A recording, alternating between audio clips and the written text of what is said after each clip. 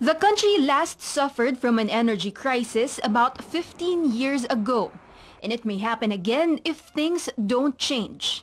Sufficient power supply is important to move forward, but it's something the administration has so far struggled to achieve. Mindanao has been suffering from the lack of electricity. Other provinces like Occidental Mindoro and Palawan are suffering from long hours of blackout. The Luzon grid is no exception. Power supply is unstable whenever some power plants stop working. It may have taken some time, but the Energy Department says new power facilities will be up and running beginning this year. Titingnan natin yung outlook for the country, no, Luzon, Visayas, Mindanao. Marami tayong mga committed projects. And some of these are starting to be constructed.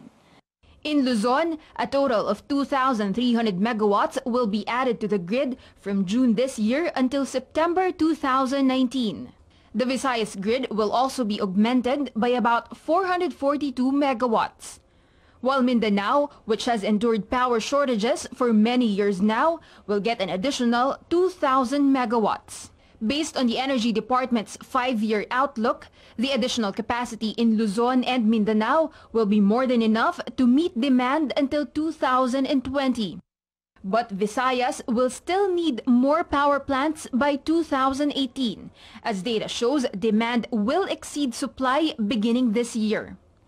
With the fast-paced growth of the economy, both government and the private sector must work fast to keep up with the growing demand for power. For a country growing faster than most of its neighbors, there's no room to play catch-up in the quest for stable power. The only way to ensure power reliability and adequacy is to have more power plants online. But if government wants more power plants, economists say it should make the process easier for investors. It takes over 100 permits to build a single power plant. So you can imagine how much of a disincentive that would be for investors. Now, if you don't have enough investors, if they don't come in, then you don't have additional capacity. And at the, let's say, fast pace of growth of the economy, then that can be worrisome. Power sector participants say the government should focus on long-term solutions to ensure enough electricity. Otherwise, large parts of the country would continue to suffer in darkness. Christine de Guzman, CNN Philippines.